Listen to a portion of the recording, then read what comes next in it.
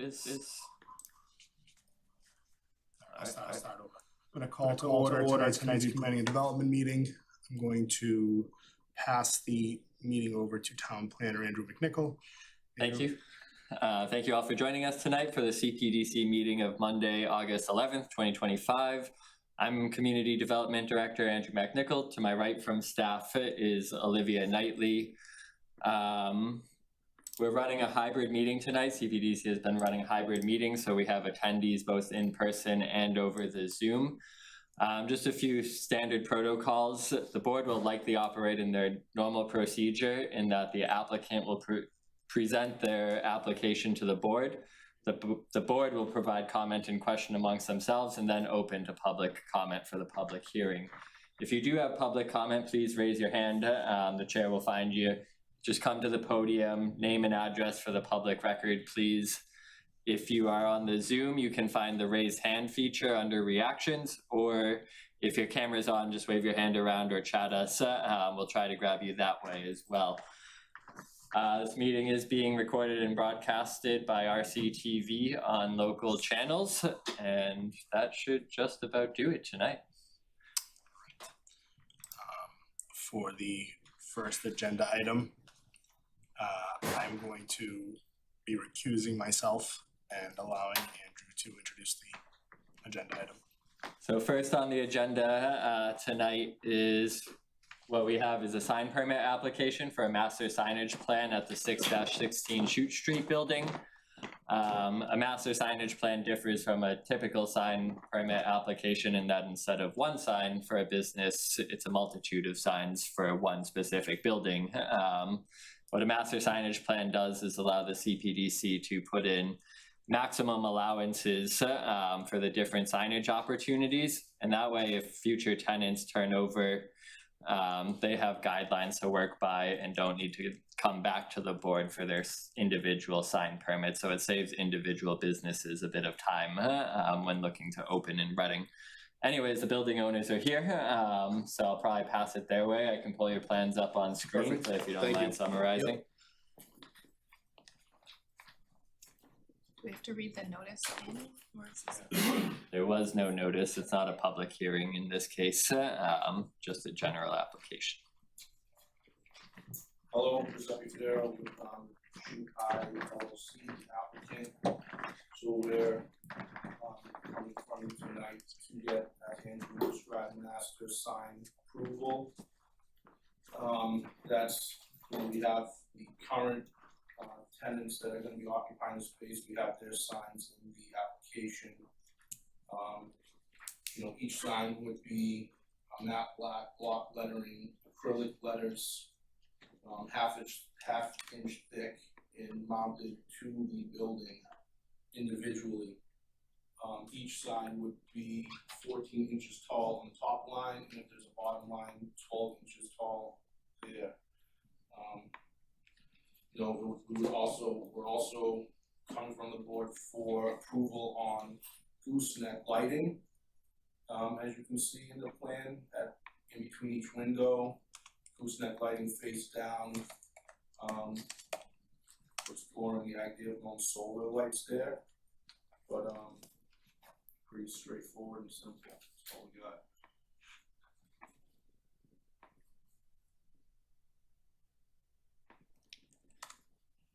Any questions from the board? Does it meet the town regulations? It does meet the town regulations, so all businesses are allowed 2 square feet of sign area per linear foot of their establishment. This is well within those reasons. And I see the awning, are there blade signs as well on the building now going to be? Yes. Yes, and are those included in here? You're not gonna be able to see them because they're small on this, but yeah, blade signs as well. Did not catch that. And awnings as well here. Yeah, I think the awnings we got approval already. Okay. Andrew. Yeah, so awnings without lettering or logos don't trigger a sign permit application. These awnings did not have any branding on them, so they did not require the sign permit. Okay. So how do the blade, like, do we have to capture the blade details as well? Yes, I would like to. And just to clarify which business, I think we're in a business zone, right? We are in the business B and DSGD zoning, but this building is more under business B regulations, underlying regs.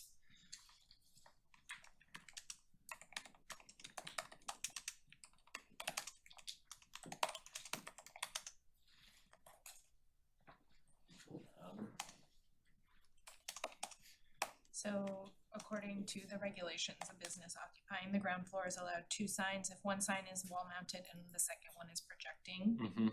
So That's where I'm going to. just So wanted to. yep, blade signs are 8 square feet maximum as well. You get 1 per business, and they should be about 8 feet off the ground as well. Okay. Just capture this.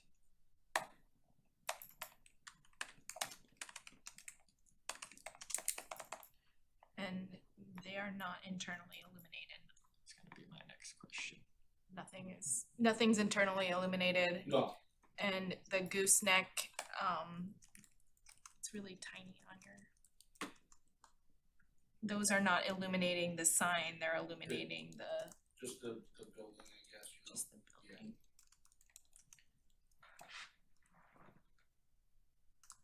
Trying to zoom in.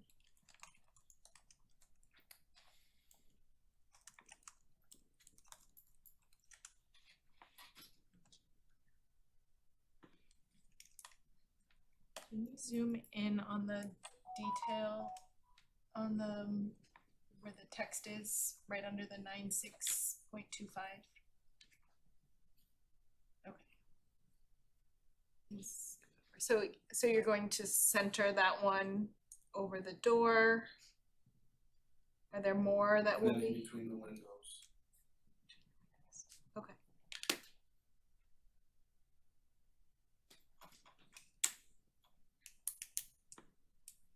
I don't have anything else.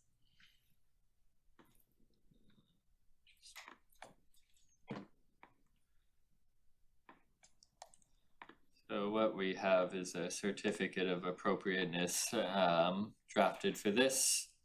Lighting will be dark sky compliant, correct? I think we talked about this. Yes. Yep. So we really just summarized in this the 4 proposed tenant signage in that, again, I'll just reiterate what was said tonight. Tenant signs shall be allowed going forward at in the matte black acrylic letters, 1/2 inch thick, flush mounted to the facade. Ranges of the letters will be 14 inches on the top row, 12 inches on the bottom row. There's a maximum sign length allowed of 116 3/4 inches, which was really specific to tenant A. I believe in the bottom of the signage will sit 8 feet from the sidewalk level. And sorry to interrupt. Yep. Do we have to have a maximum length as long as we meet the guidelines of the square footage? Because I know 116.75 is the longest sign we have now. But we could get a future tenant that could potentially have a longer top line. No, I'm not. Defer to the board as long as they're within regulations, or do we? It's within regulation. Yeah. Yeah, I mean, you're gonna have a hard time fitting anything longer between Right. your awnings, but Yeah, it's true, but but I can see how like where Cordale photography is there maybe could fit a longer sign, but they could. I just didn't, I would, you know, if we could have all the signs be 14 inches and 12, you know, I would rather not see, if one of them was longer, then that would reduce, you know, that 14, you know, I think we're just. Yeah. I don't have a problem with it being. Okay, I'll reword that in length maximum length specific to the tenant frontages. Yeah. Each tenant shall be allowed one blade sign, 8 square feet of area and 8 feet in height, and everything will be illuminated by black gooseneck exterior lighting. Next. It says, instead of. It says goose next, you want next. Oh, good catch. Can you scroll up here? Yep. Okay, thank you. You need a motion? We do. Do you have a prepared motion? It would be motion to approve the certificate of appropriateness. Do any public comment? Can ask for public comment. Never hurts. Comment? Great. First public comment. It's good to see progress in that location.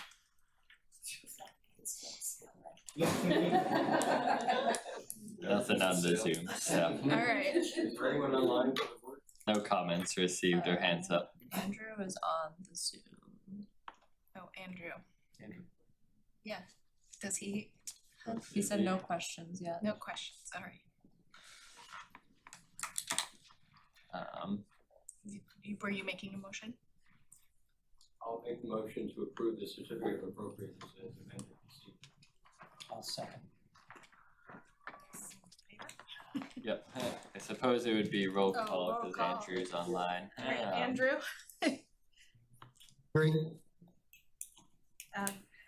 I say, Hillary says yes. I say yes, and John says yes. That's it. Perfect. Great. Follow up this week. Awesome, thank you. thank you.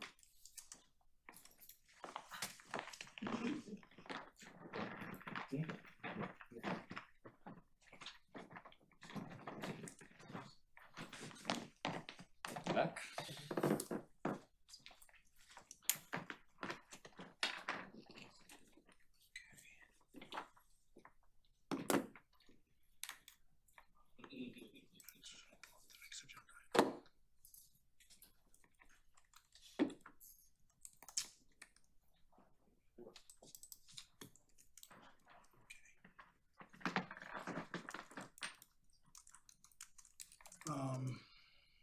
Andrew, next agenda item we have is the continued public hearing for the minor site plan review for a childcare facility located at 420 Havel Street.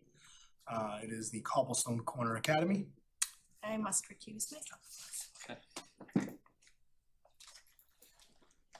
You have to read the public. You do not, since you did it at the initial hearing. So, do we have the applicant?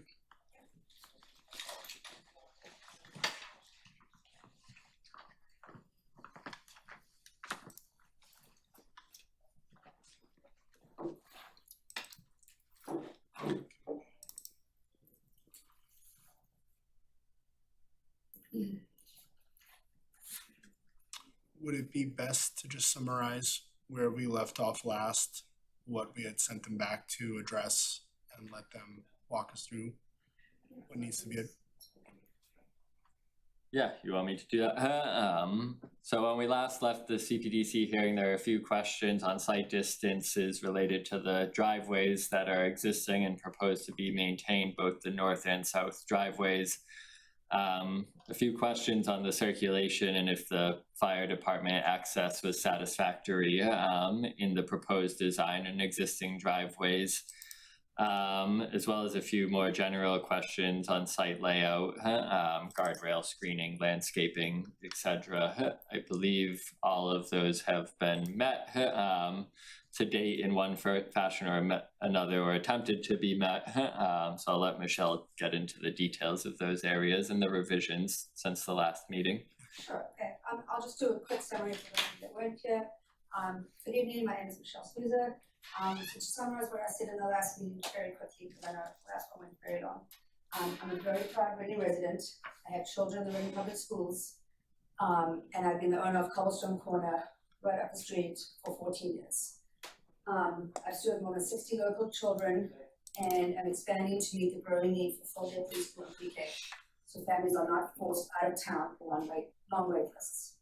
I chose this property for its exceptional indoor and outdoor learning space, safe one-way traffic flow with ample parking, and its fit with the neighborhood's character. I've maintained a flawless 14-year safety record, and I'm fully committed to enhancing curb appeal, investing in thoughtful landscaping, and ensuring this site remains a valued and welcoming part of the community. In the last meeting, we were asked to address 4 things. Show fencing on the material. We have since then confirmed with the neighbor what material she would like, and it is shown on the right side. She did choose the white vinyl, so that is on there. The other thing we were asked to do was show fencing on the rain garden. That's now on there. We were asked to meet with the town engineer about the driveway. We met with Ryan Percival. And then we were asked to speak to the fire department, John's here, about fire truck access. So all 4 of those items have been checked off. We were not specifically asked to hire a traffic engineer, but I went ahead and did it anyway, just to be 100% certain. And Jack can talk a little bit about that if you would like, Andrew, or. So I'd like to just handle the items in order, and we can address each one, and then we'll let Jack speak to that. Okay. So first thing, we have the letter sent in from Reading Police that the changes made were satisfactory.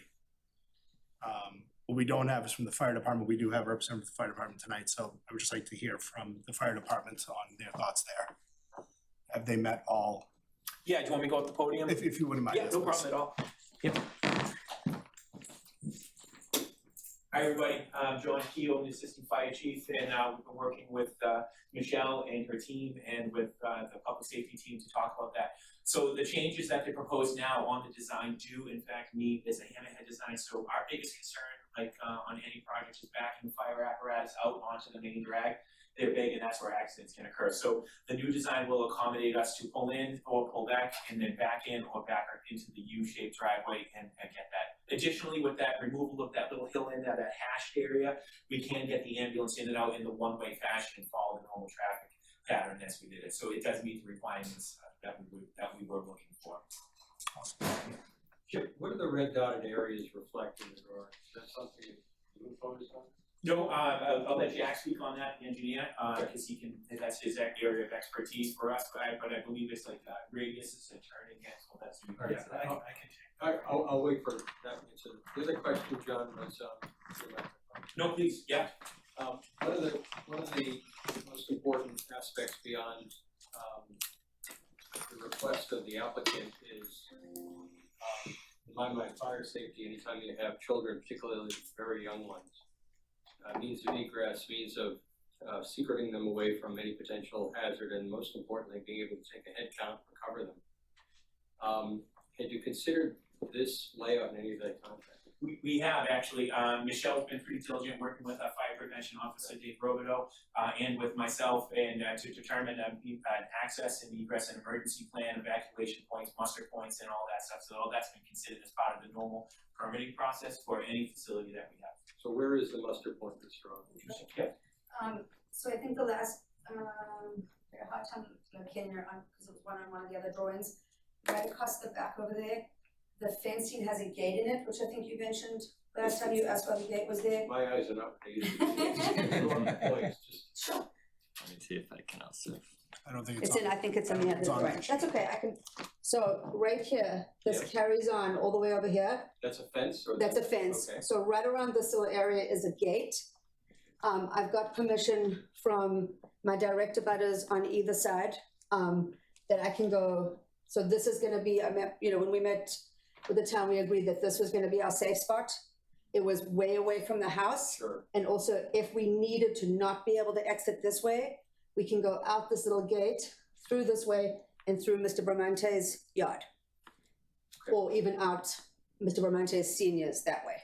And those So we gates- have multiple ways to come Those out. gates exist now? Yes, correct? yeah. And they're the sort that are left open but are latched, so they don't swing. Correct. That sort of thing? Yep. Where does that, that path-like, maybe the path-like structure that kind of lends its way in the drawing. The two dotted lines that kind of go up north. This is the 35-foot wetland buffer zone and 25-foot just behind it. Perfect, okay, that answers both, so kids can be taken several hundred feet away Yep. potentially. They can be, do a head count, and if necessary, you can get them out of the immediate area. They're way away from traffic, way Yep. away from Yep. police. And I've got written permission from Mr. Clemente that we can just go Is that included in the package, by the way? It's not, but it actually, It'd be helpful to actually get it in the package. I can definitely add it to the packet. It's I did bring it with me to In the meeting. July folder, Pardon me? the floor plan's in the July folder. Oh, you mean the permission from Mr. Clemente? The permission from the Oh, neighbor. sorry, I thought you were asking about Just the as a matter plans. of record, so it's documented. Sure. Yeah, that'd be great, thank you. Would that not be constituting an easement of use? I mean, it's like a agreement between the two parties, whether that's an formal easement or not. I don't think it necessarily is like a full access easement, but somewhat akin to that. I hear your It'd point. never be used except in emergency. Right. I suppose the biggest issue might be revoked, so that the purpose of this is to say it's in perpetuity. Mm-hmm. He sells the house next year. Right. Sorry? If Mr. Bramante sells the home next year, You need some way to You memorialize. need some the way to fact that that was memorialize that, yeah.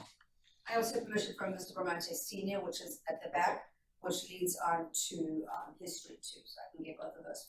Where's, just roughly, within, say, 50 feet, what do you think the distance is from, say, the back staircase to the muster point? Within 50 or 100 feet?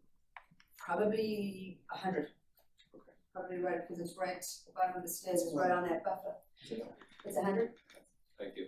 And you have permission from two people Yeah. from two different places? Yes, and that's not only the only egress out, we also have the egress to the left and the right.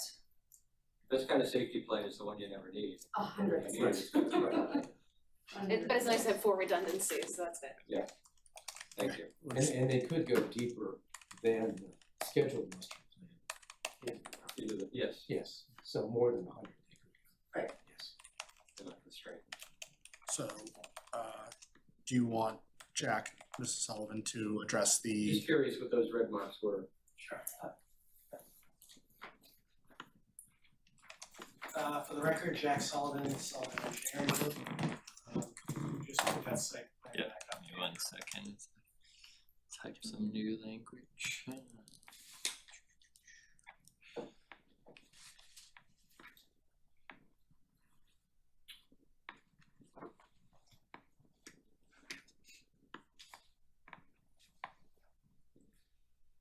all right, Jack, go ahead. Right, so when we met with the fire department,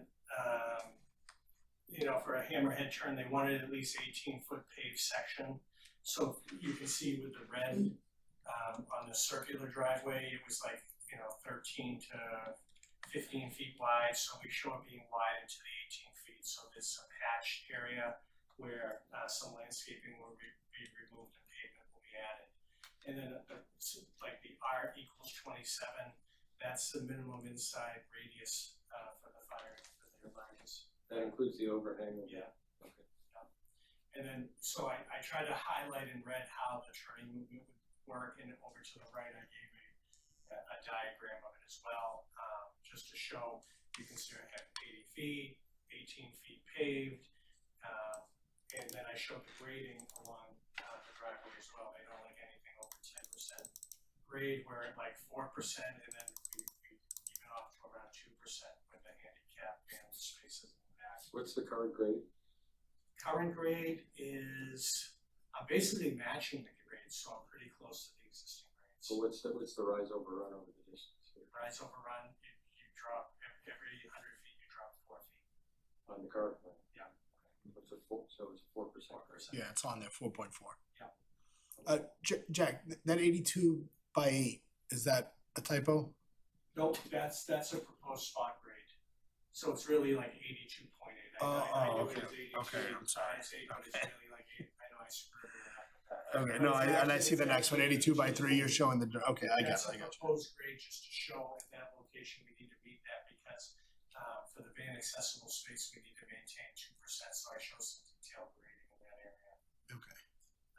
So So of the two entrances, you are requiring that the rightmost entrance be preserved so that the fire truck can pull head on it Yes. and then back out to the left and then out way it came in. The front entrance at the curb cut will remain the same. When you enter the lot, there's one shrub that will have to be removed.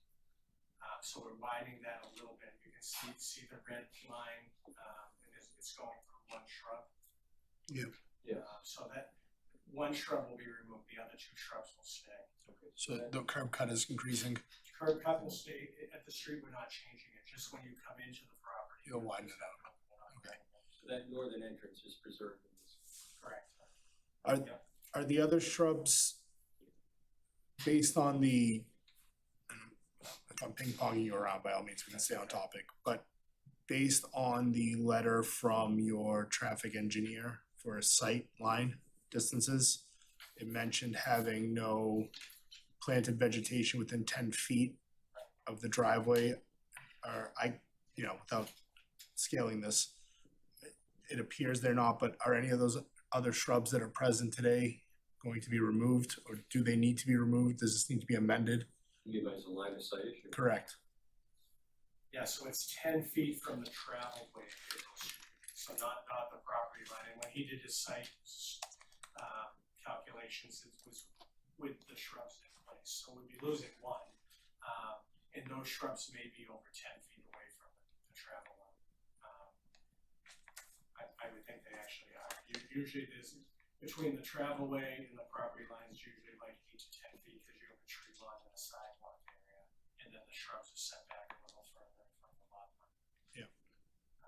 But we would follow what the traffic engineer said. If there's something has to be trimmed or pruned to keep it back. Just knowing that that's a safety issue, it's an issue of concern. I would ensure that is memorialized in that. Yeah, that's a condition of the approval. You're talking about removal of those two main shrubs. Whatever needs to be removed to meet the site condition, right? I'm not measuring things myself, but So I suppose removed and or pruned. I would remove, because pruning constitutes continuous maintenance. That could, yes. Removed. From memory, when we saw photographs, is there a rock wall around the shrub? No. No? Very dark ground level? There's an island at the front, but the shrubs to what is right on screen are not in the You wall. drive a little bit north on Mhm. Kimball Street. Yeah.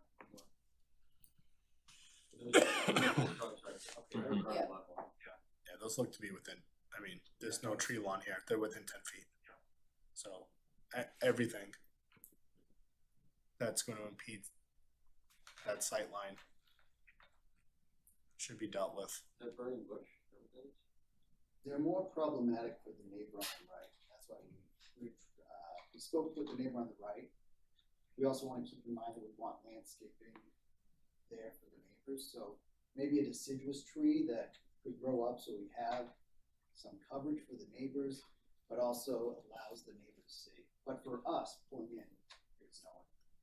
It's not pulling in, it's pulling out. No one can pull up on that side. There is no, at least proposed, it's enter only in this driveway. So, but for the purposes of not everybody follows the rules. Right. And so I think Andrew gave a pretty good summary on the changes, but I'll just, if you go back to the site plan. Mm-hmm. The previous meeting, we had and we talked about eliminating it, but we had a front ramp going to the front of the house. That's been eliminated. And we were able to eliminate the rear ramp that would feed below the rear of the building, and we're able to put in just an ADA compliant walkway now. I was able to do that. I relocated the van accessible space from the front of the parking lot to the rear of the parking lot. And so this will be visually better. We've removed a ramp system, and now just having a walkway in the back that meets the ADA requirements, much better. We reduced the parking spaces. The previous design, we had 13 conventional parking spaces and 1 van accessible. We reduced it to 12 conventional parking spaces and one van accessible. As we talked about, we met with the fire department and the town engineer and Andrew, discussed the curb cuts. 27th. Engineering was fine with it, and as we went through them, we have a hammerhead that's now supported by the fire department. As Michelle said, one concern was putting fencing around the rain garden. We did that, and it will be a 4-foot high black aluminum fence surrounding. Can we, Jack, on that point, because I have it as one of my notes, can we nominate that on the plan? I did. It says new proposed fence. Proposed 4-foot. high, yeah, Oh. Andrew's highlighting it. Proposed 4-foot high aluminum fence surrounding the rain garden and top of the bank. So that's on there. Engineering had asked me to also run a detailed stormwater analysis, previously for a 2, 10, and 100-year storm event. They wanted me to add the 25-year storm. I did. The rain garden fully contains the 2, 10, and 25-year storm. In a 100-year storm event, which is almost 9 inches of rain in a 24-hour period, I exceed my emergency overflow by about half an inch. So I almost fully contain the 100-year storm too. So that's a good feature. And just minor things like the rain garden height, I dropped a foot, and that was all to get my grading to work so that we could eliminate that rear ramp. I really wanted to do a walkway for Michelle. I didn't want a ramp system. And by playing with the grades, I was able to do that. So I believe I addressed all the concerns. And like Michelle said, we did hire a traffic engineer just to do the site distances and the stopping site distances. We achieved compliance for the posted 35-mile-an-hour roadway. And there's a memo that was provided to the board from the traffic engineer. It said these distances would be acceptable for speeds up to 42 miles an hour.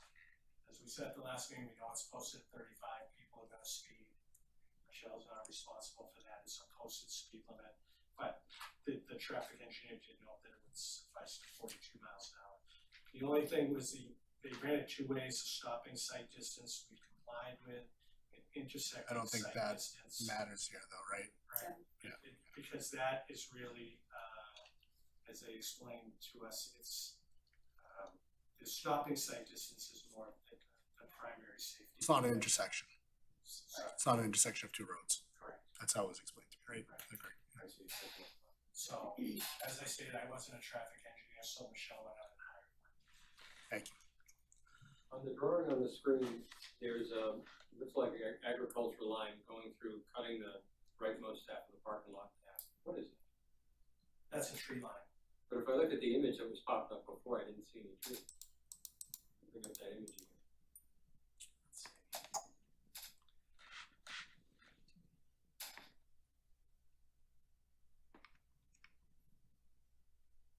I think you were looking at the other plan I was looking at that didn't have the There's some Right there. tree and shrub back here. That's certainly not the whole of that conduit that was drawn. It seems like it's a, Yeah, it's the full, I mean, I didn't do the surveying work, but it would be the full tree canopy. So that you try to go to the outermost of the canopy. that's there for more illustration. It's not a compliant. Right, it's more for It's illustration. elevated. It's just to let people know that, yeah, it's either grass or, it's not exact size.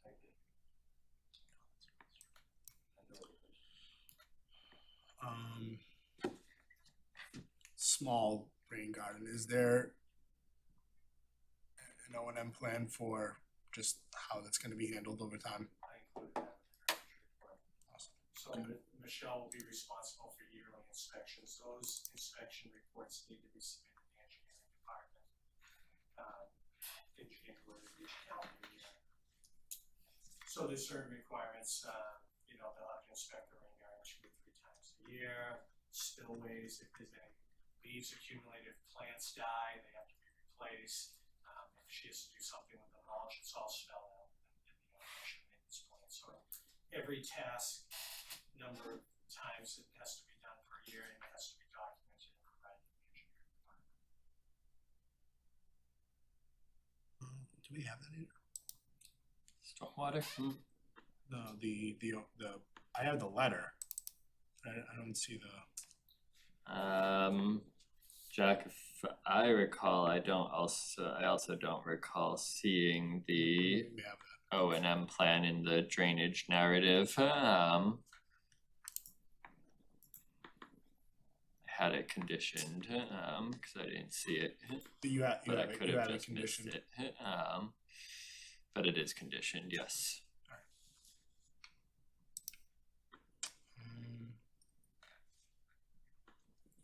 John,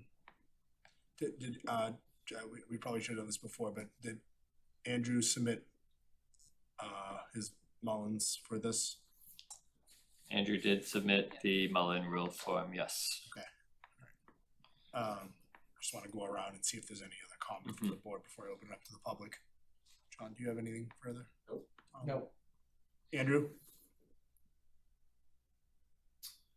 Is he on mute? Yep, no comments, thank you. All right, I think that concludes comments from the board. That concludes our presentation, so I'll turn it back to the. All right, I'll open it up to the public for comment. Anybody like to raise? Yes, please. Podium. Please state your name and address.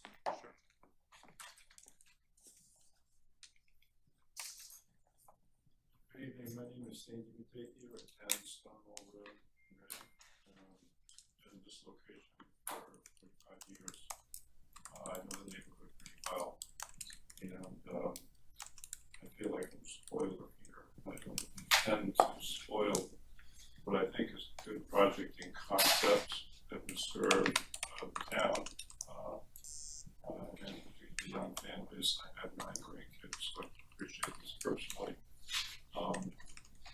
My aim from the very beginning has, I think, has been demonstrated by personal comments to Michelle, is to make some constructive suggestions, which are primarily pointed at 2 issues, and really these 2 issues have been my focus from the start, both in private conversation as well as in public comments, which I've had last hearing and another tonight. I don't really want to take the time, assuming that you've read them, to repeat, but they concern traffic and parking. My understanding is that Michelle is looking for a good site that fits all of her criteria for facility for a number of years, and that 2 issues that she has encountered where she has otherwise looked for traffic and parking, because they go into an established neighborhood, don't want more cars, particularly parking on the street. And this location has a sort of a unique set of parking and traffic issues. The traffic issues have been attended to in some measure. I have looked at the report, I've discussed it with Mr. Percival. I'm not sure whether or not he has seen it, reviewed it, commented on it. My understanding is it's been provided, so has not. I know that you raised the suggestion previously, a recommendation that the driveways be consolidated in order to take incoming traffic away from the northern entrance, which is the one that has most sight distance problems, and consolidated in the southern driveway. And for my purposes, the traffic engineers customarily do consider driveways intersections, and they evaluate them from sight distance. I'll leave that to Mr. Percival as a pure engineer to address with his expertise. I would hope that you would accommodate his review before concluding the deliberations and making a decision. On the parking issue, I guess what I want to say is, I heard Michelle say tonight that she is trying to make this project fit with the neighborhood, the character of the neighborhood. And the character of the neighborhood is residential. The parking lot of some dozen or more spaces is not customarily put in residential neighborhood. when I looked at this issue, sort of come up with a couple of suggestions, both of which I think are relatively easy and painless, which would go a long way to helping the facility, including its parking lot, fit with the neighborhood and not having it interfere with use in the public way and surrounding residents. One of the suggestions was to take 2 of the 4 surplus parking spaces which exist in the site plan license, which exist sort of as an outlier to the parking lot in the northeast corner, and instead dedicate them to landscaping. What that does is it raises the question whether or not you need all of the surplus parking that is being proposed here. 9 required, 13 total. 4 additional. We're going to reduce it by 2 in the 2 spaces that exist in the northeast corner that sort of extend beyond the parking lot as it exists for most times. Make out the 2 spaces I'm referring to right there to the point of this. That raises the question as to whether or not drop-off is going to be busy and spill back into from the parking lot into Cable Street. Raises the possibility of that, I suppose. That could be addressed with scheduling. The other thought, for what it's worth, is just to shift the parking lot back about 10 feet to the west and to dedicate some space in the front that you thereby clear out for landscaping. The one issue which I imagine the engineer would raise there is that you're already close to the 100-foot buffer, and unless you configure the rain garden, you may be into some request for determination type of applicability filing with the Conservation Commission. All of which kind of runs into the schedule that this project is on, which is trying to put in place its opening as soon as possible, which I appreciate. I guess I would just like to see these issues be addressed in a way that makes sure that the town engineers is signed off fully on the project consolidation and traffic site distance issues, and that there is some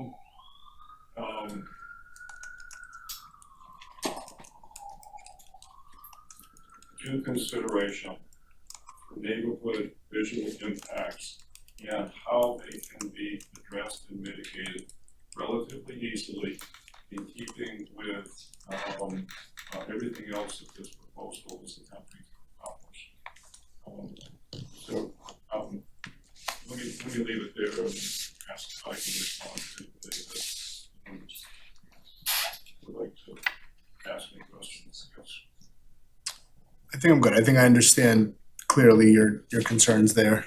John, Tom, any questions for? I understand. I mean, Andrew, with 13 required by regs, 13 parking spaces. So at the maximum capacity desired by the site, my understanding, 39 children plus staff.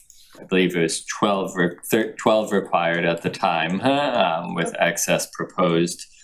Right now, the plans are showing a slightly lesser capacity as they work through the building permit and other needs calculations. And so the capacity looks a little less on the plans to date, with the idea that eventually over time, next year, whatever, on the internal site configuration, they'll get back to that max site capacity. Which this parking is. Seems to me that they need the 13.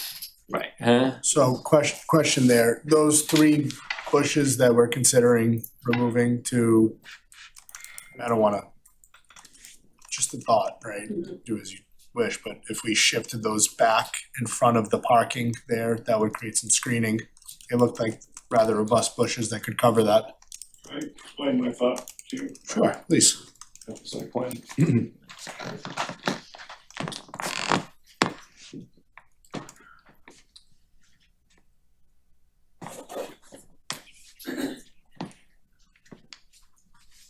So these are burning bush. Right. And they was shown on the picture that came up before. The area that we're talking about, which really is the primary visual field for the parking lot, from virtually the entire neighborhood in this area, as well as people running down the street on Haverhill Street, is right here. And so my focus for landscaping is here. Yeah, knowing that we're not gonna put it within the 10 feet. No, I completely understand. So I think we're on the that. same page. My thought there is to shift that Shifting back. Yeah. Right, which I think would impair that sightline further. Well, the suggestion is for Not another. viewing from stopping, sightline from blocking, screening the parking lot. The suggestion, as I wrote it up, is to have a landscaping list similar to the one that was put in place for the rain garden for the site perimeter in that area, so consisting of not only a few bushes, but some trees, and that is effective for screening purposes. But those bushes are not going to screen the parking lot necessarily from view. So it's a mix of landscape plantings consisting of trees and shrubs that would be effective as a screen. So it seems like a number of things are proposed from that diagram. It's not clear what's proposed from that diagram. I read it. I don't know if there's a species list. Oh, and they just fill in. If you look at the drainage Okay. plan for the rain garden, there's a menu I understand. of Yeah, plantings, I understand. Okay. types and sizes. The notes on the site plan don't correspond with that type of information, so it's somewhat undefined as to what's gonna happen and where. All right, valid, thank you. Yeah. All right, Okay. yes, thank you. Anybody else like to speak? Please. Please state your name and address. I'm Tiffany Freitas, 19 Perkins Ave, longtime resident. I actually have a unique position on this one. One is a business owner in Reading, so I've been in front of this committee a couple times. I've been in front of a lot of committees here a couple times. I also have the unique position of having been a neighbor of her previous business address. I was a neighbor of it, and I was so impressed with how she ran it, I sent my son there.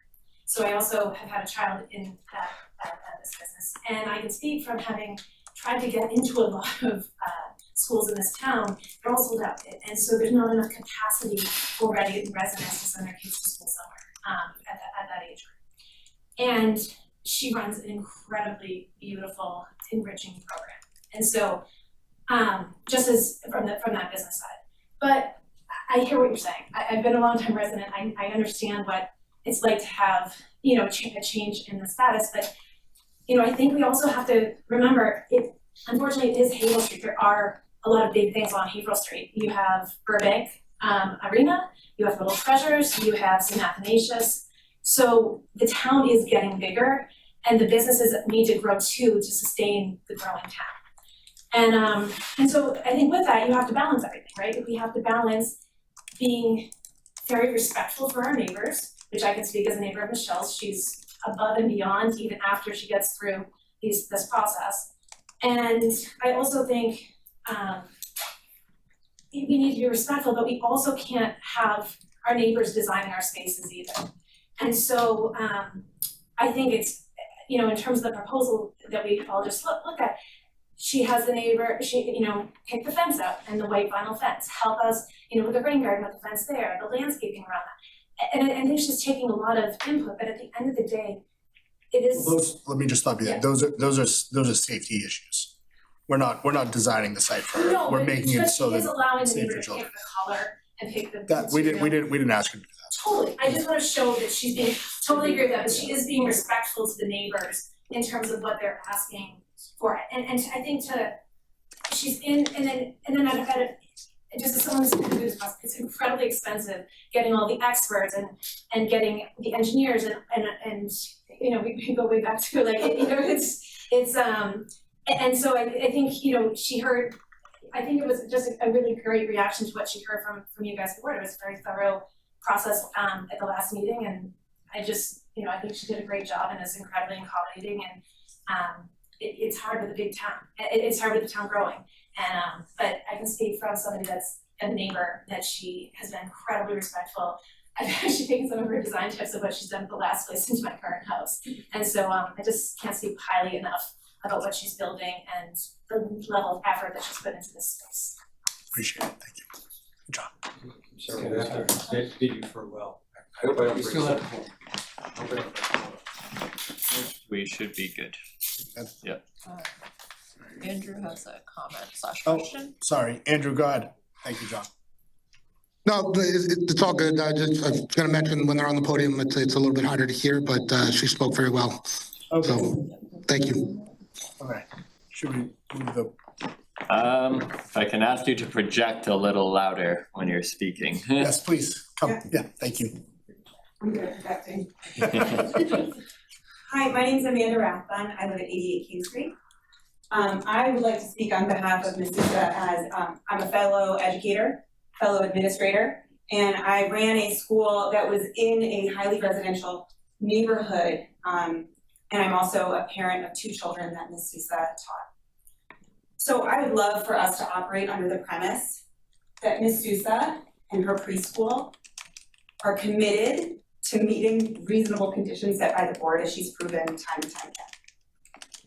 I would also urge you all to approve all that she's done already, knowing her track record is spotless, knowing that she is an excellent neighbor, knowing that she understands the value of being a good neighbor in a residential environment. I think it would be irresponsible to halt or to continue to delay the approval, given how much she has already met all of the specifications that she had to meet. I would also say that we know early childhood education is an investment in our public education in our town. And our public preschool is full. I couldn't get my children in there, which I found is speedy. And she delivers a quality preschool that improves school readiness, which will improve our student outcomes on our 3rd grade MCAS.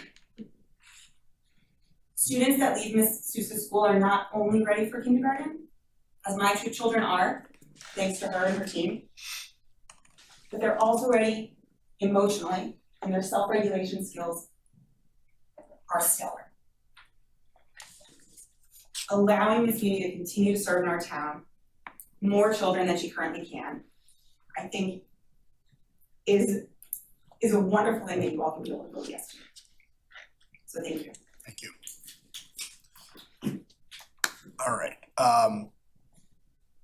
you've had a tremendous amount of people come up over the last 2 meetings speaking highly of you, so I don't want this to come off the wrong way, but it's been, you've been heard loud and clear. She runs a fantastic facility. Anybody who has anything other than to sing her praises would like to come up and share with us. We'd love to have everybody's point of view heard, please. Anyone? No? All right. One thing that was brought up, and I just think we should address it just to understand. I mean, we're not going to peer review a traffic study that wasn't required to begin with, right? And I don't think Ryan would be offering a professional opinion on whether or not that would be satisfactory, because I don't think he would be conducting a peer review. Right, and what we were looking for was on that exit, if the site distances were met, and that seems to be shown on the memo. So I do certainly hope that, and we can look to condition that if he does say, hey, remove that shrub or remove this bush, that can be done in coordination with us to improve as needed. Fair enough. Okay. All right. Any further dialogue from the board? No. Yep, Andrew McLaughlin here. Can you guys hear me okay? Yes. Yeah. I guess my only concern would be kind of, it was brought up with the Bramantes and the access. as a muster point, and does that require an easement? I have a concern about that because the butters have a tendency to move. And would that, does that affect, I'm assuming that the school's gonna end up doing fire drills and or of such, that they may need to go to said muster point. And I understand there's an agreement with the butters currently. How do we memorialize that to make sure they meet that satisfactory muster point moving forward? Well, it's not the muster point. The muster point is on our land. Yeah. It's beyond that. It's exiting if needed and not being able to go towards the property. And frankly, I think this chief here and fire, I think even if there was no easement and they had to exceed that mark for safety reasons, they'd exceed it. They'd trespass, whatever, and nobody would do a thing. Yeah, it's one of those. Okay, yep. Well, I mean, I hear what It's you're a saying. satisfactory response to me. I just want to make sure. My Yeah, concern. Tomorrow they put up a 6-foot fence and nobody can get by. yeah, but what I don't want to have is I know. It's a condition that's going to be impossible to cure. yes. Yeah. Yeah, I will say what the requirements were based upon what was provided. I believe they satisfactorily provided everything that was asked of them leading up to this meeting. Okay. But I mean, if you wanted to stick it in to say that if they couldn't get it, they could approach Andrew and see if anything could be worked out otherwise. Yeah, I mean, I know we will, right, defer to the EEC and state regulations on the approved safety plan for the facility. I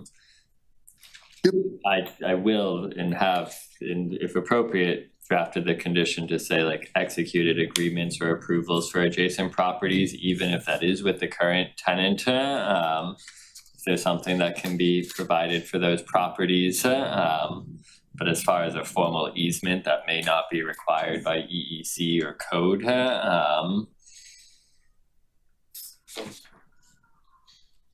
So at the end of the day, we're not the approving authority on that, and Right. their state will have its final say. So,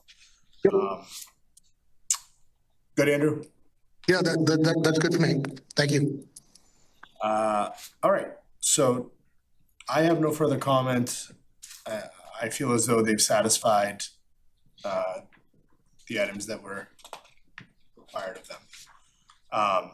Do we have a draft? We do. It's been amended somewhat. Yep. So the draft decision on the screen does summarize the proposal that we've heard through, including everything from its daily operations anticipated, the proposed parking on site, those driveway improvements and pathways, as well as the landscaping, screening, fencing, lighting, etc. We summarize the drainage and the wetlands that do have jurisdictional bounds on site, though all work is anticipated out of the buffer zones. One thing we didn't touch on too much, I think, tonight, but just to remind all, there is a freestanding sign proposed on Haverhill Street, about 26 square feet, and I believe met the sign regulations. Okay, I want to note to that it is not to be installed in a fashion that would impede sightline. Yeah. They can definitely make that comment. Very good point. In terms of conditions, we have our general permitting conditions going forward. What I did highlight here was if there are any plan updates that the town engineer would like to see prior to the issuance of final building permits, make those notes on the plan now. Going forward, I know the drainage should appear satisfactory, but on the site driveways, if he has any improvements or conditions related to those, we'd certainly like to capture them sooner than later before you advance. During construction, construction hours and activities shall meet all the general bylaw requirements prior to site occupancy, and I'll just highlight this one as well.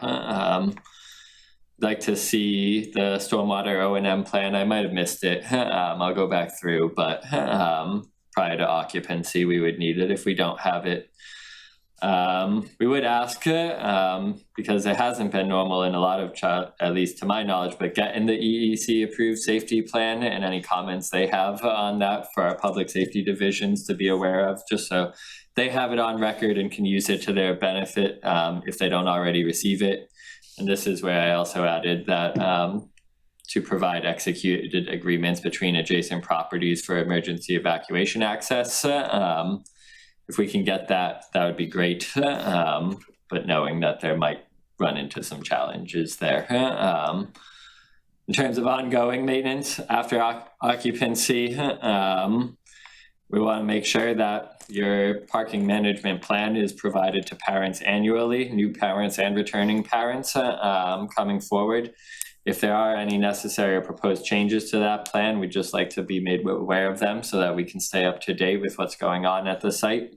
Same with the stormwater O&M plan, getting those annual inspections every year, as all do.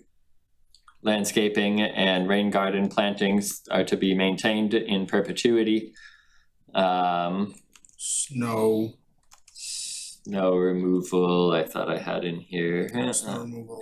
In the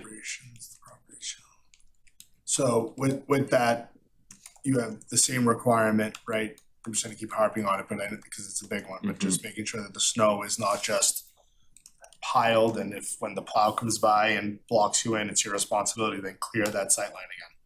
Okay. And that's in there. It's right above the priority for issuance of permits, number 5, snow storage.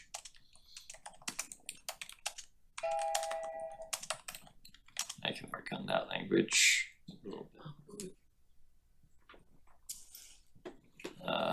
I do just want to go back and make sure.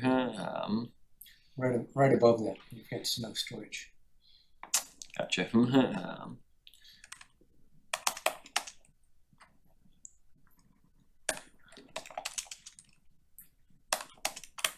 Again, I can work on this. I understand the intent here for site distance evaluation.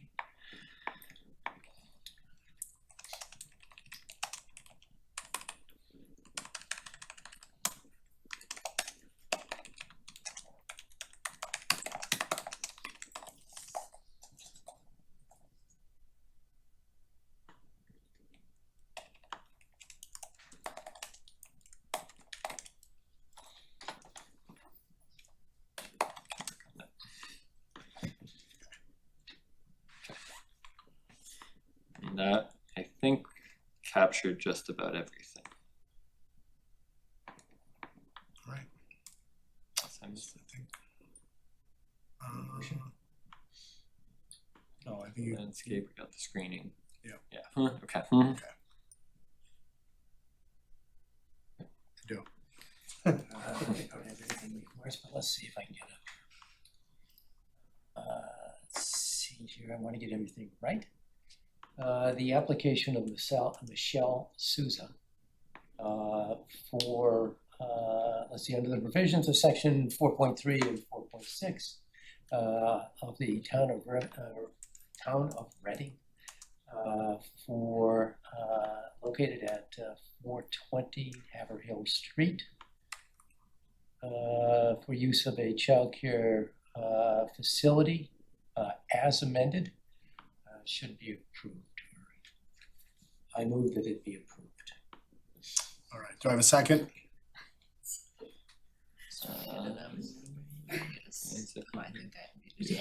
Yeah, that's Put okay. Andrews on there. It's too wordy. Second. Thank you. All right. Yep.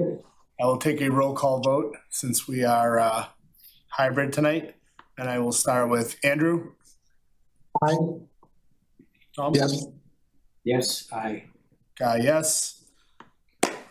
Passes.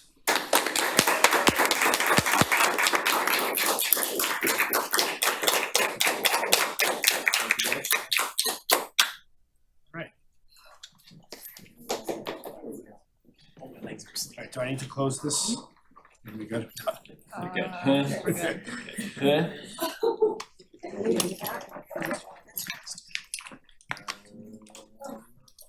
I'm gonna allow the moment for the room to clear. Yep. So, hello. You guys want me to talk?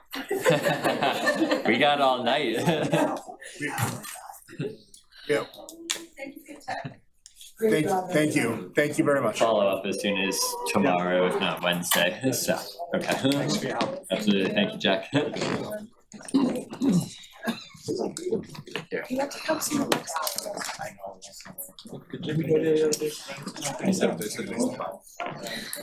was trying to hear, but there were 2 other meetings, I couldn't hear anything. Should have gone in there, but Talk soon, Michelle. actually, I didn't see you, but you left, you must have conflict. Yes, I said it at the beginning. Right? All right, we have a few more items to discuss tonight, so thank you. Close the Oh, door. yeah, Thanks, Andy. thank you.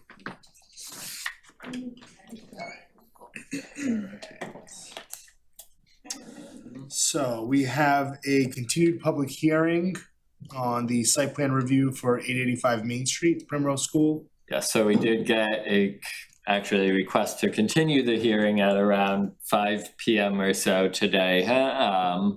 So that application is requested to continue for discussion straight to the September 8th hearing date. So skipping the August one as well, the secondary. Yeah. Okay.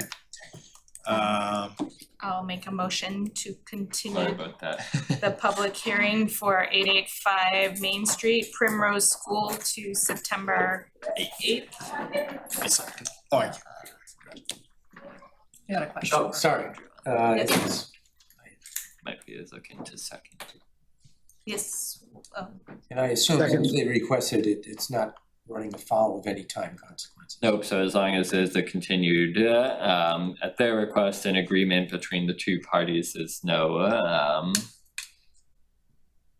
need to look at the, site plan review limitations, 120-day, or 90-day review period. They requested the continuance, we agreed to it, so it fits within that. Okay. okay, and No need to does extend John it. need to vote for it, or? For the continuance, no. He's done. Okay. Can I ask a quick question? Would this in any way end up at a discussion in town meeting? Which is this. Which is not until like November, but I didn't know when the warrant was prepared. And I didn't know if in fact this should come before a town meeting situation because of all the ramifications of it. But I'd want it prepared in such a way that the selectmen and so forth, as they're getting the warrant done, If fit anything, into those. if anything here should need to do that, it will do that. That's the best Okay. answer, I think. Is it something that we can request? In other words, as opposed to tonight, where this board says, okay, and now if they meet all of the things, that this other piece of property is, got some real issues and problems. And I don't think it should be settled quickly in a subcommittee, or just with the neighbors. I think the whole community needs to know what this is all about. Sure. And it should come to it, even for a discussion, maybe not a vote, but a discussion. I would kindly request you please attend September 8th and I will. come voice exactly that. I will. Okay. Thank you. Thank Thank you for you. what you're doing. I Thank you. appreciate it. I think we were in a continuance. We had a second. Yep. We had a second? Yeah. Yes? Yes. Okay, Roll call, please. yes. Andrew? Yes. Larry, yes. Tom, yes. Guy, yes. Okay. Right, 4 yay. All right, next we have a continued public hearing, special permanent site plan review for a mixed use on 346, 348 Park Street, Park Realty Trust. Yes, they similarly requested to continue. Oh, I'm to- sorry, I didn't read the ball. The application continued, okay. So do we make a motion, and this is incorrect by saying Monday, September 6th, it should say 8th, correct? Was that in the letter? Yeah, I should say 8th, sorry. Okay, so I'll make a motion to continue the public hearing, special permit site plan review of 346, 348 Main Street Park Realty Trust to Monday, September 8th, as requested by the applicant. Andrew, second. Okay, roll call. Andrew? I'm taking. Yes. Sorry. Hillary, yes. Yes, Tom. All right. Abstain. Right. All right. One more, I think. One more. Do you want Sorry. me to just start no, with that, or you? No, I closed my thing. Okay. We have a continued public hearing, definitive subdivision application update on 0 Harold Ave, aka 0 Van Run Road, 0 Harold Ave Avenue LLC. Application withdrawn without prejudice at the request of the applicant. Do we have to make a motion for that, or no? You would, To Just- accept the withdrawal. yep, so their intent is to reapply again, but I think with the longstanding agenda item and board turnover, they also found it in the best interest to withdraw at this time, come back, get the whole board caught up to speed and re-discussion open at a later time. Okay. I'll make a motion to accept the withdrawal of 0 Harold Ave, also known as 0 Van Norden Road, 0 Harold Ave LLC. Without Without prejudice. prejudice at the request of the applicant. Do I have a second? I'll second. All right, we'll take a roll call. Andrew? Aye. Hillary? Yes. Tom? Yes. Guy, yes, or yes. All right, other topics.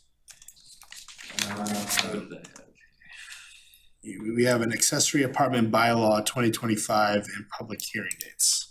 So I just wanted to rebroach it. I know time's kind of flown this summer. We had talked in the late spring about bringing accessory apartment zoning amendments to November town meeting, looking to comply with the new state guidelines that were issued earlier this year. And looking at the schedule, there might be opportunity to start a hearing on your normally scheduled meeting of September 8th and October 6th, and maybe an additional date if needed. September 8th's getting more full as we get through today. today and other applications. So there is a potential question mark there. There are some outstanding questions, I think, to answer or try to address even beyond like trying to comply with the state guidelines. There is some leeway in the local town to also consider other areas for ADUs, and it was really only 3 quick bullet points, but they're pretty important to try to address it in one way or another.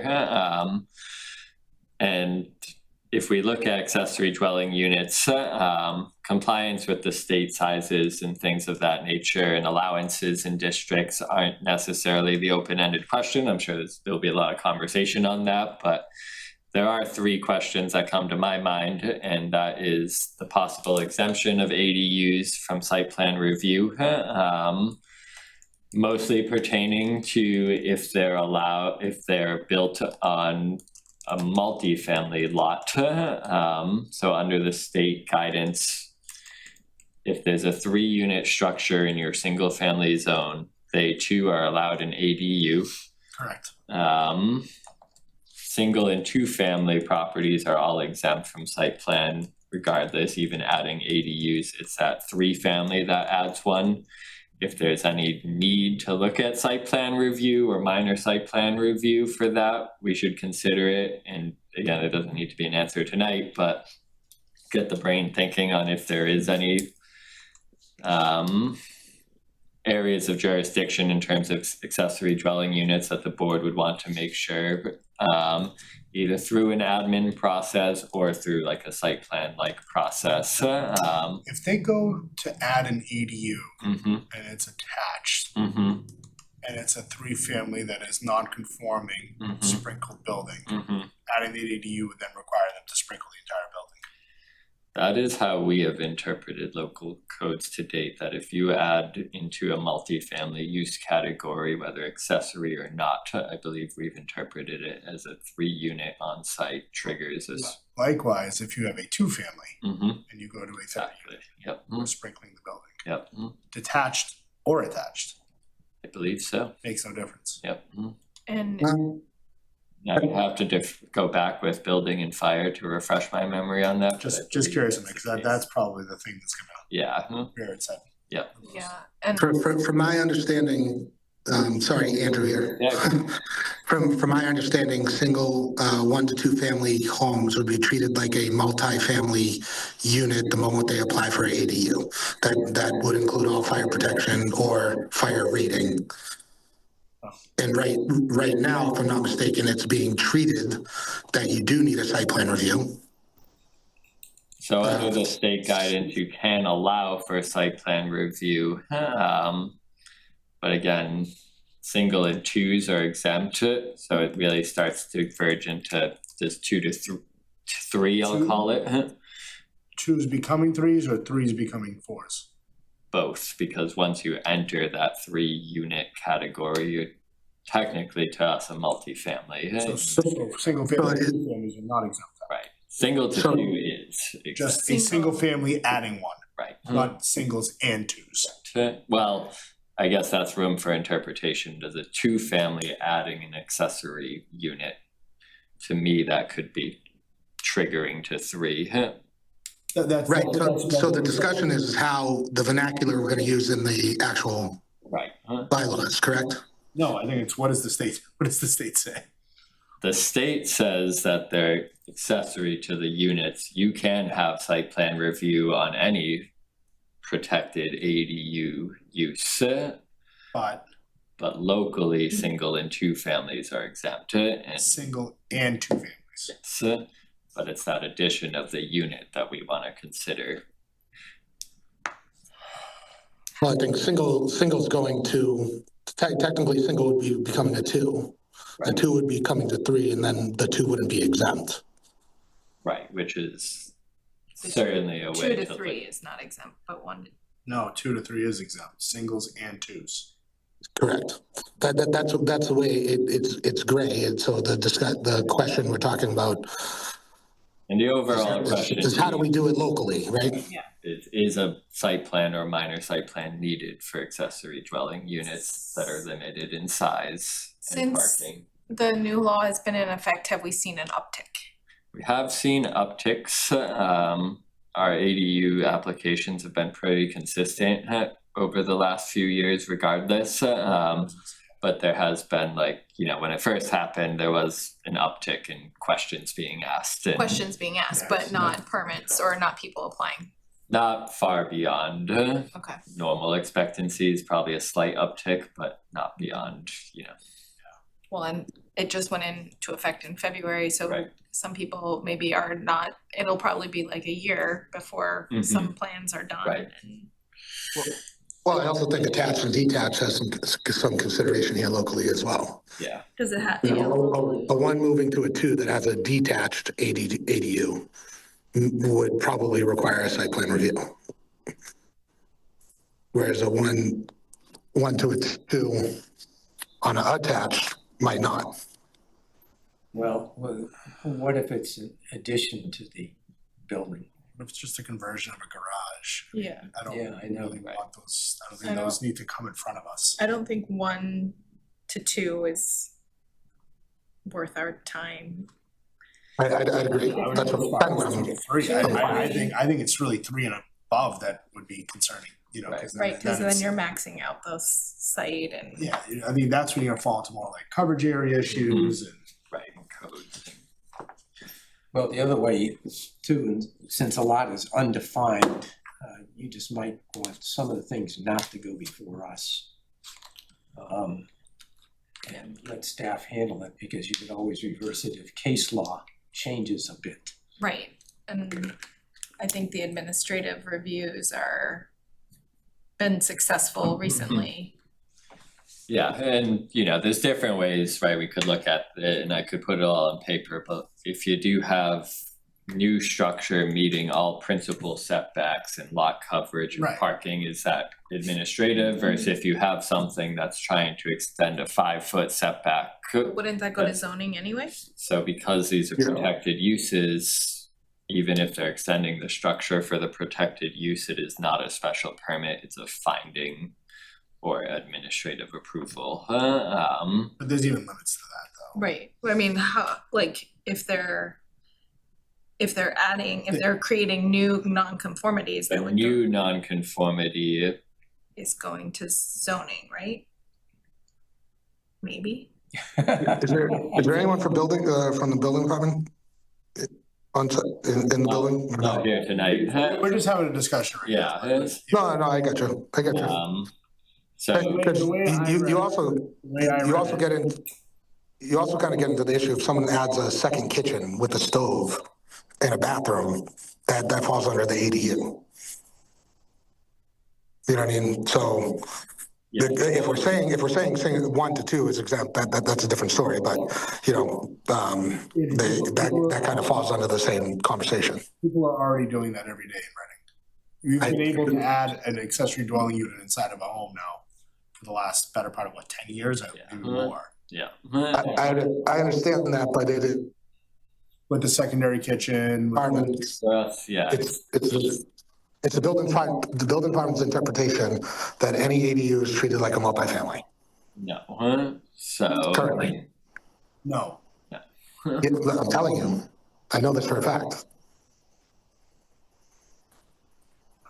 I can get their input on it of single to 2, 2 to 3, etc. But single with ADU, I don't think is going to a multifamily code. It is. That's how they're currently treating it because we have a temporary building commissioner. That is how it is currently being treated.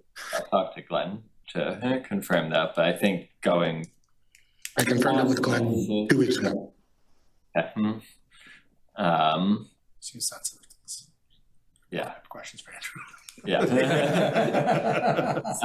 Maybe what I think there's a conversation that needs to happen with the building department, and then that's kind of what I'm getting at. Correct. I was also just getting more at, because these are Dover protected uses now in section 3, that there are some limitations on special permits and or variances that can at time apply in terms of like setbacks and the reasonable regulations. And so I like to think that principal setbacks apply, we can write all these things in, but for pre-existing non-con structures, there's typically, at least to the state's opinion, not a discretionary relief process to say extend those in length. Like zoning board typically would issue a special permit or look to issue a special permit to extend a non-conforming setback. And you're saying with this application, they can extend it without requiring that? Without a special permit.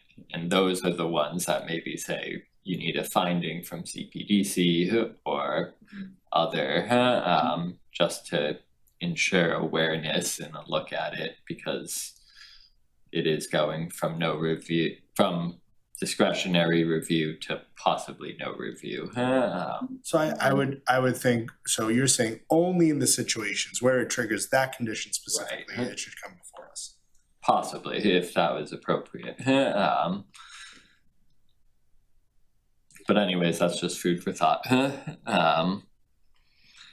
So those are kind of 2 of the bigger ones. And then I think this is really a different discussion, and if the efforts are to look to comply with the state guidance or match the state guidance, but the use of short-term rentals in town and ADUs too, they mentioned this in the state guidance. I know that I think it just came up at the select board, but there are probably some considerations to be made of, do you allow a short-term rentals in the residential districts or not? Because the law, like renting the ADU is allowed per the state code, but we get to decide if we are allowing, or like we as Right. Reading decide if, not us, Yeah. decide if we allow short-term rentals, like. Right, which is really classified as a business use, Okay. residential. Yeah, I will say, an ADU as a short-term rental doesn't increase the student capacity and their overall budget, I will say that much.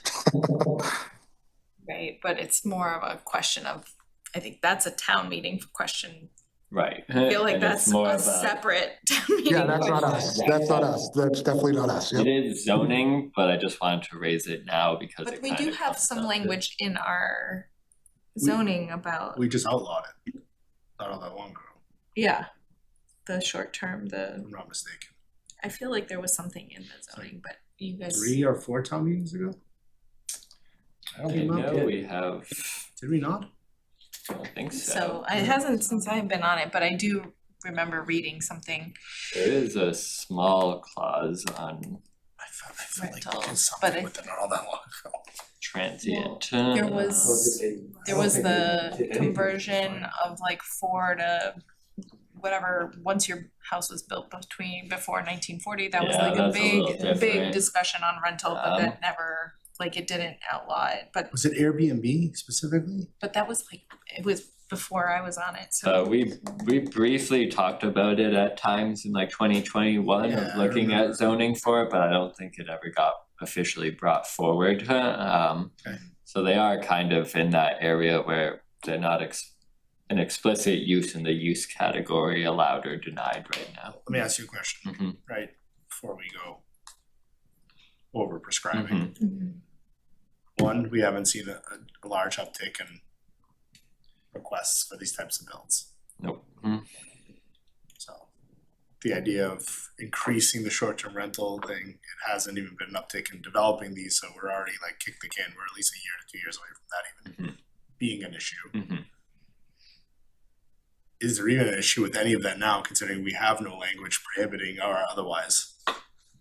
Hasn't really been an issue, no. There's been some slight uptick in revenues collected from short-term rentals in the hotel tax, but nothing that's been an outstanding concern that we've seen or heard. Okay, so I think that kind of Right. handles itself. I don't think we need to. For at least I right hear now. you. For now, I think, Right. yeah. It seems to be pretty easy if you're gonna do something to say nothing less than 30 days, you know, hypothetically. It doesn't seem like it's a difficult issue as the 1 to 2 to 2 to 3 and on that side too, so. I'd keep it on the table, but I agree with you, I think they broach a little outside of accessory apartments alone, like short-term rentals. Yeah. Aren't applicable only to ADUs, Right. so. Right, but for all intents and purposes, you're creating more units, so there's Right. more probability of, Mhm. right, Yep. or at least increased. All right, Okay, just wanted to raise those 3 points as food for thought. But I also, I think where you're headed, maybe, is that we don't have to necessarily bring this before the November town meeting. It could be, I don't think, April. yeah, I don't think there's, I think if there's more pressing matters, like on the like priority scale. like, If you have more priorities, Andrew, like there's no, this doesn't seem to be like a, unless No, we've we're. been able to work well within what the state says and. Yeah. just make Yeah, a so- decision, so. I agree when it comes to the short-term rentals, but on the actual delineation of, you know, going commercial from doing a 1 to 2 family, you know, I think that there's a larger requirement there to have a line of delineation.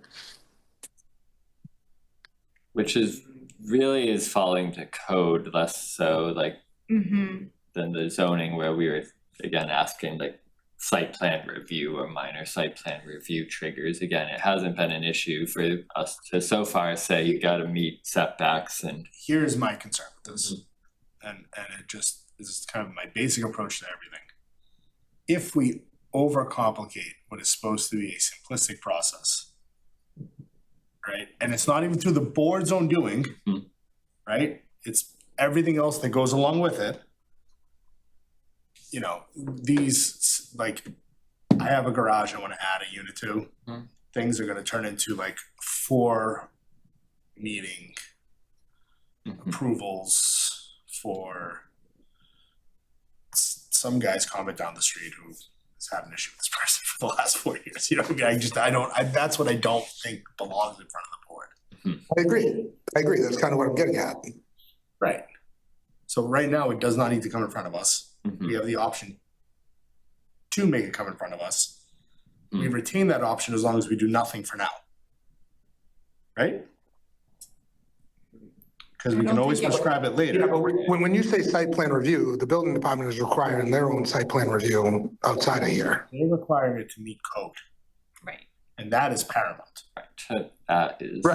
Right, but since it's kind of gray with the state, I don't want to say gray with the state code as far as like how you interpret it is, because like we were just saying, 2 to 3, 1 to 2. You know, is 2 really a 2 or is 2 going to 3? And do you consider that a 2 or do you consider it a 3? You know, that's open for interpretation. There's a lot of gray area there. But we would be weighing on that regardless. That would never, that's not our purview. That's No, but we're talking about bylaws. We're talking about vernacular and the bylaws, correct? We're talking. Do we want site plan reviews or not? Right, for accessory apartments. And if we say nothing for now, You're fine. we in a way retain the right to later say that we do want it, if it begins presenting issues. It, right. Yeah, that makes sense. I get you. It's not a pressing issue currently. We have other things going on. Let sleeping dogs lie. I'm happy to come up with like more notes and process as we get more of these things for you guys and say, let's wait to.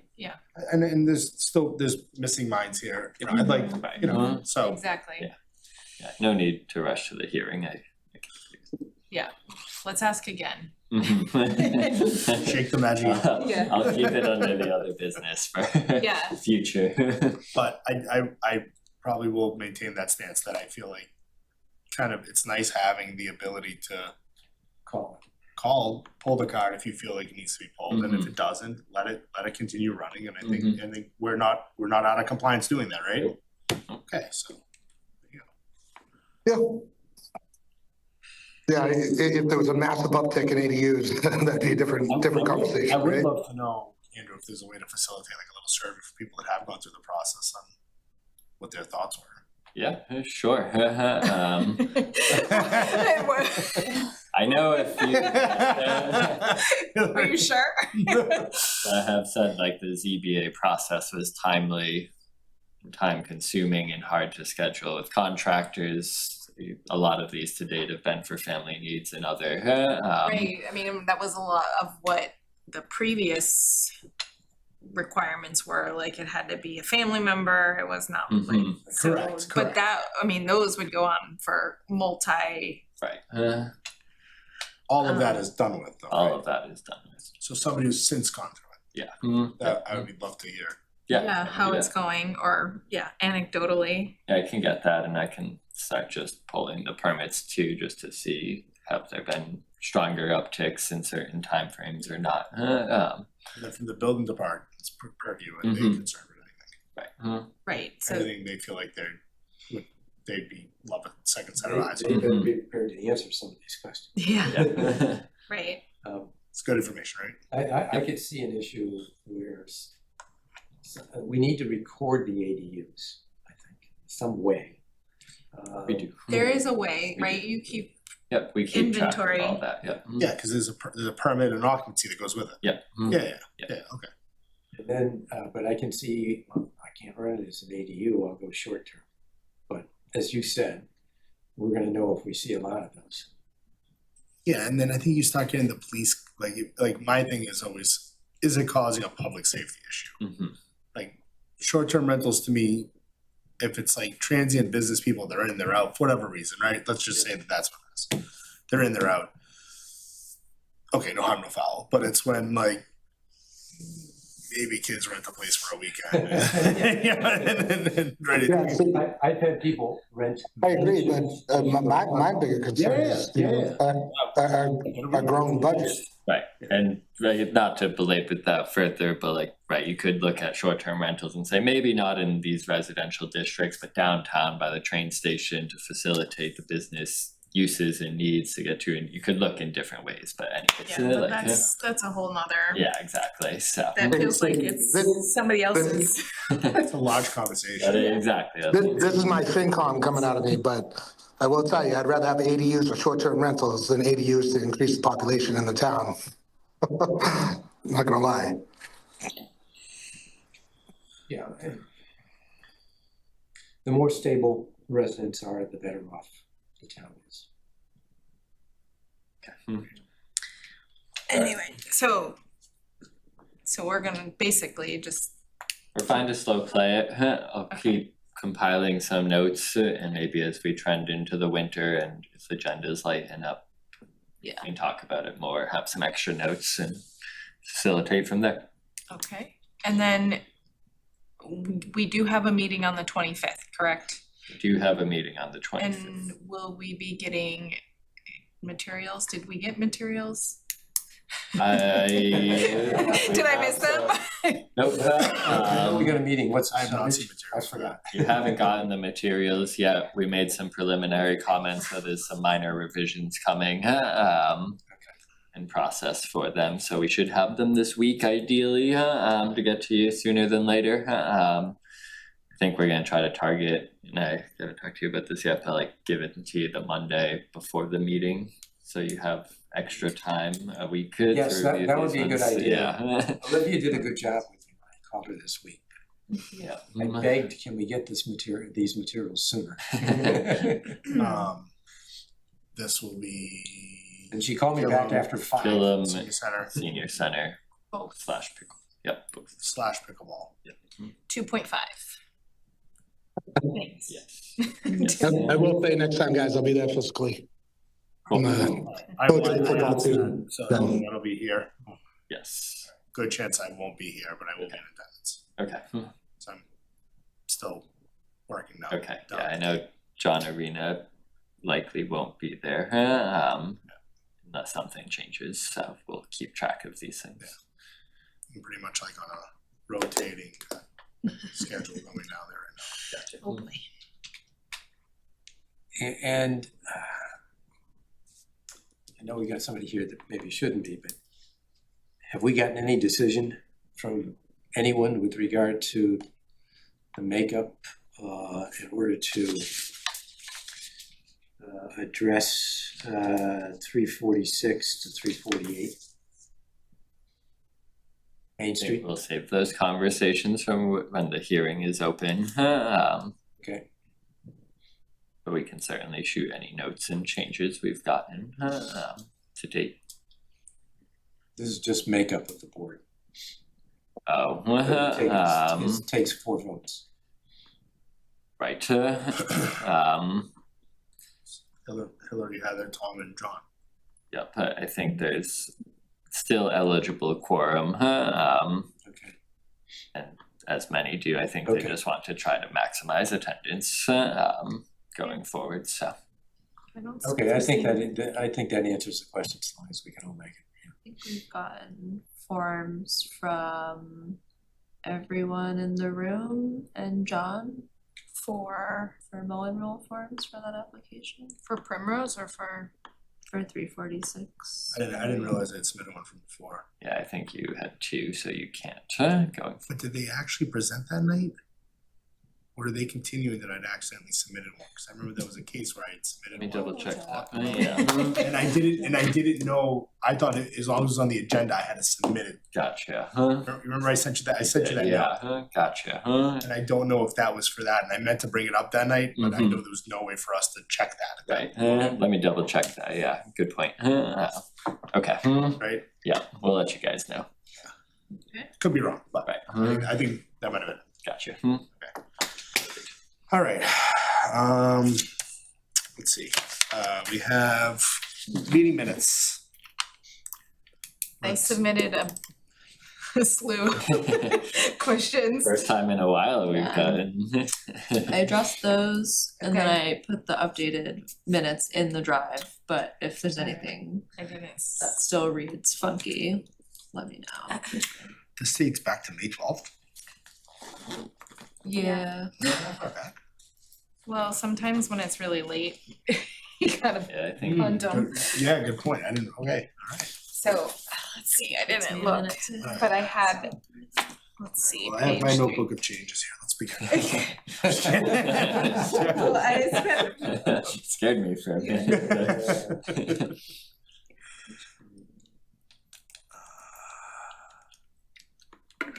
Alright, so that, oh, so I had one on page 3 that was taken care of. Why did I abstain from 0 Harold Ave? Oh, cause I think, cause you hadn't been on any of the previous. Ah, Right. okay. Actually, these meeting minutes might answer our question. I know, actually, I was just thinking that as we were talking. But, Which one are you looking at, Hillary? Oh, so 512, 512. I sent messages on message yesterday to Olivia. So on page, so the new ones are take care of my comments, I'm just double checking. So 346 was on this agenda. Yeah, they just. I'm gonna guess that this was not their first time though. Okay, so my comments were taken care of on the 512, thank you. Okay, good. Well, if you want to get one done at a time, I'll move that we accept the minutes for 5/12/2025. I will second that. Okay.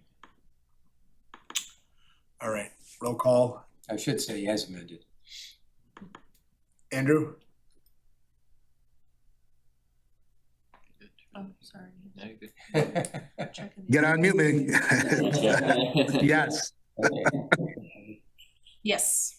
Yes. Guy, yes. Okay, That's one other way. Let's see, now we gotta get to the other. Definitely better to be on site, I will tell you that. yeah. All right, and my comments from the June 9th were also picked up, so thank you. June 9th. 346 discussed here. Looks June like 9th, yes. Yeah. Looks like you missed 2. There, Guy, you were, Yeah. you were out. Yeah, I was at the previous one, the 512. Yeah. So. I have a Mullen Rule form from Guy from October too for Yeah, that so- application, so there's like 3, I think. You weren't there in June, right? Yep, that was on the agenda too, Guy. So Yes, no. it's fine. So because I missed June is why I didn't. Right. But my question is because that was it. It was because I missed June. That's why I I'll go sat out back to the July. October one. The question is in the October one, did they actually Right, present? I'll go back to That was my question. Gotcha. Yeah, they did. They Okay, did present in October? Hillary, are all your Sorry, I'm comments looking in? at the wrong one. Yes. Yeah, they did. Okay. They did, okay. Yeah. Well, I'll move that we accept the minutes of June 9th I'll second it. as amended. Andrew? Hi, Lori? Yes. Tom? Yes. Guy, yes. All right, do we have a motion to adjourn? All folks. I'll make a motion to adjourn. I'll second. second, It's yours, Andrew. All right, then I'll start with thank Tom. you. Yes. Andrew? Yes. Lori? Yes. Guy, yes. Meeting is adjourned. Thank you guys.